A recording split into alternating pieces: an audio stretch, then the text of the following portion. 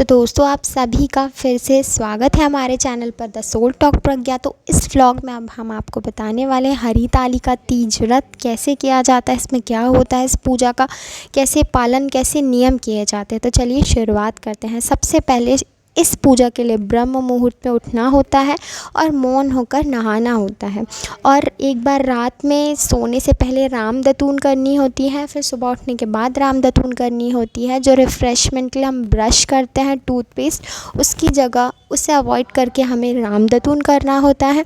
उसके बाद तो बाकी नॉर्मल पूजा होती है, शिव जी को जल अर्पण करना, उन्हें शुद्ध गंगा जल से स्नान करवाना। उसके बाद इस व्रत की मेन पूजा जो कि रात में ही होती है, प्रदोष काल में, प्रदोष काल के बाद भी। तो ये हमारे घर में सारी तैयारियां शुरू हो गई थी।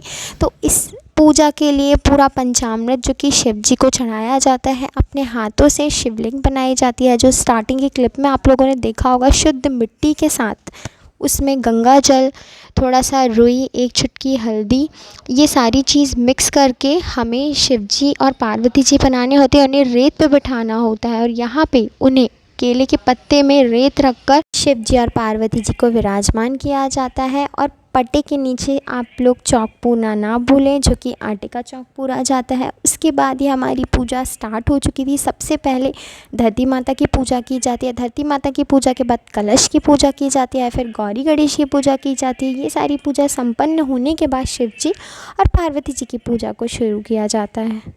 पार्वती जी को श्रृंगार और कुछ वस्त्र चढ़ाए जाते हैं, जैसे कि उनके गहने बनाने के लिए थोड़ा सा बेसन लिया जाता है। बेसन में थोड़ा सा घी और जल अर्पण करके उनके श्रृंगार बनाए जाते हैं, और चने की दाल से उनकी आँखें बनाई जाती है। ये सारा कुछ होने के बाद हमारे घर में पूजा की शुरुआत हो चुकी थी। पंडित जी आ चुके थे।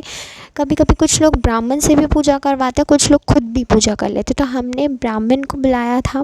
सारा नैवेद्य, जल, पंचामृत, ये सब कुछ अर्पण किया जाता है। उसके बाद ये जो आप लोग टोकने में देख रहे होंगे, इसमें गुजिया, पपड़ियाँ, ये सारी चीज़ों का माता पार्वती जी को भोग लगता है, लेकिन ये हम सुबह उन्हें खिलाते हैं, अभी सिर्फ चढ़ाया जाता है।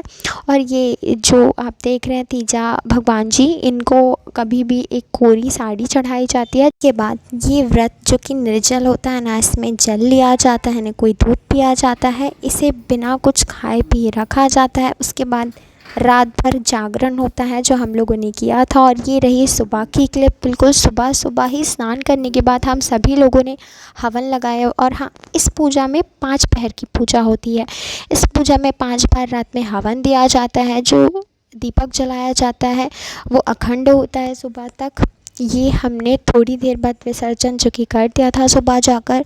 विसर्जन जब हम करते हैं तो हम कहते हैं, गौरा माता अब आप पानी से निकलिए, आपका पुत्र आ गया है, मतलब गणेश जी का आगमन। अब आपको हम दिखाएंगे हमारे गणपति जी का, जो कि हमारे घर में आगमन हुआ। ये हम चले गए अपने गणपति जी को लेने कुछ 1:30 पे।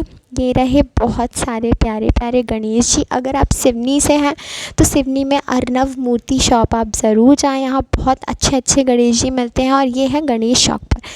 फिर कुछ देर बाद हम गणपति जी को अपने घर में लेकर आए और उनकी स्थापना की, पूरी तैयारी की। पूरी सामग्री जो हमने इकट्ठी करी, सारी सामग्री इकट्ठी होने के बाद जो कि ब्राह्मण पंडित जी के द्वारा पूजा शुरू हुई, जिसमें 9 ग्रह बनाए जाते हैं, एक कलश रखा जाता है और एक नारियल रखा जाता है, जो कि इस साइड वाले नारियल वो भी गणेश जी होते हैं। 9 ग्रह में 9 सुपारी, थोड़े से चावल के दाने, हल्दी की गांठ और कुछ सिक्के होते हैं। पहले इनकी पूजा की जाती है, इनका स्वागत किया जाता है। इसी तरह गणेश जी का भी स्वागत किया जाता है। वस्त्र, माला, नैवेद्य में लौंग इलायची अर्पण किया जाता है, जो कि पूजा की लास्ट तक वो होती है। आई होप आपको ये वीडियो पसंद आया हो। ऐसे ही बहुत जल्दी हम आपके लिए एक और ब्लॉग लेकर आएंगे कि आखिर इन 10 दिनों में गणपति जी की पूजा कैसे करें, उन्हें क्या चढ़ाएं, क्या ना चढ़ाएं, वो किस चीज़ से खुश होते हैं। तो आप इसी तरह हमारे चैनल को पसंद करिए, लाइक करिए, हमारे वीडियो शेयर करिए। हर हर महादेव, जय श्री महाकाल।